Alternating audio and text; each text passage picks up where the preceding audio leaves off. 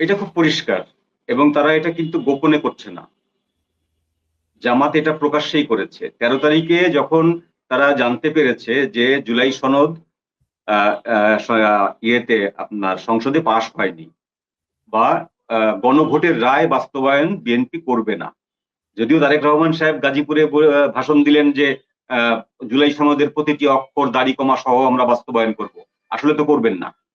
তো জুলাই সনদ ওই 12 তারিখ পার হওয়ার পর 12 তারিখে যেটা ঘটে সেটা হলো যে সংসদের 30টি কার্য দিবস পার হয়ে গেল ওই দিন। 30টি কার্য দিবস পার হয়ে গেল, ওর ভিতরে যে কয়টি অধ্যাদেশ আইনে রূপান্তরিত হলো তার ভিতরে জুলাই সনদ এবং গণভোটের রায় বাস্তবায়ন এই দুটি বিষয় নেই। তো তখনই জামাত, পরের দিন জামাত একটি সেমিনারে স্পষ্ট করে বলে দিয়েছে, আমরা রাজপথে আছি, রাজপথের এই আন্দোলন করে ফসল তুলেই ঘরে ফিরবো। অর্থাৎ তারা কিন্তু আন্দোলনের ডিক্লারেশন দিয়ে দিয়েছে যে আমরা যে কারণে জুলাইতে যুদ্ধ করেছি সেইটি বাস্তবায়ন হয়নি, আমাদের সেই জুলাই সনদের বাস্তবায়ন হয়নি। বিএনপি যতই এই কথা বলুক, বিএনপির ভেতরে আমরা আওয়ামী লীগের প্রেতাত্মা দেখতে পাচ্ছি, এমন কথাও বলেছে যে বিএনপির আচরণের ভেতরে শেখ হাসিনার প্রেতাত্মা দেখতে পাচ্ছি।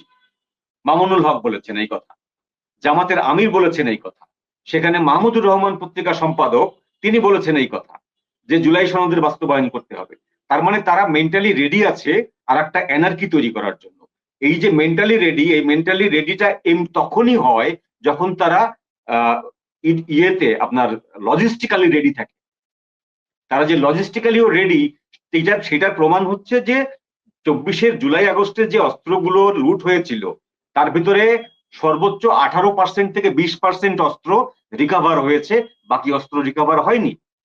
এবং এই অস্ত্রগুলো সন্ত্রাসীদের হাতে আছে এবং আরো বিভিন্ন মাধ্যম থেকে, পাকিস্তান থেকে এই গত 18 মাসে ইউনূসের রেজিমের সময় কত জাহাজ এসছে, কতভাবে প্যারাট্রুপার নেমেছে প্লেন থেকে, কত জাহাজে গমের আড়ালে অস্ত্র এসেছে, কোনো খবর কিন্তু বাংলাদেশের কাছে নেই।